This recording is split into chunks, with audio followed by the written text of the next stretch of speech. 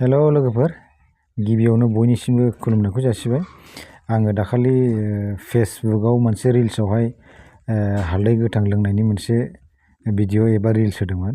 दा बे रिल्सआवहाय हेमन्त बसुमतारी बिथाङा सोंहरदों, माने बे हालदै गोथांखौहाय उदै खालियाव लोङोब्ला मा बेनिफिट जायो खिन्थाहर सार होननानै। दा मेनलि हालदै गोथाङा गोबां माने बेनिफिट दङ हालदै गोथांखौ लोङोब्ला उदै खालियाव। दा बियो माने गाज्रि बेक्टेरियाजों माने जुजियोबा जोंनि देहा सिङाव उदै सिंफ्राव गाज्रि बेक्टेरिया जुदि सोमजिनानै दंब्ला बे गाज्रि बेक्टेरियाखौ बे हालदै गोथाङा माने नस्थ' खालामो बा फोजोबो। आरो स्किननि थाखाय जोबोद मोजां हालदै गोथाङा। आरो लोगोसे हालदै गोथांखौ जुदि कन्टिनिउ लोंबाय थानो हायोब्ला लिभारनि थाखाय मोजां। दा माने जोंनि उदैनि थाखाय मोजां आरो माने उदैयाव गाज्रि बेक्टेरिया थायोबा जोंहा उदैया जेंना सोमजियो।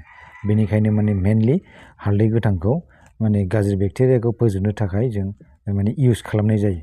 दा बेनोमोन हेमन्त बसुमतारी जे हालदै गोथां लोंनायनि मेन बेनिफिटआ। Thank you.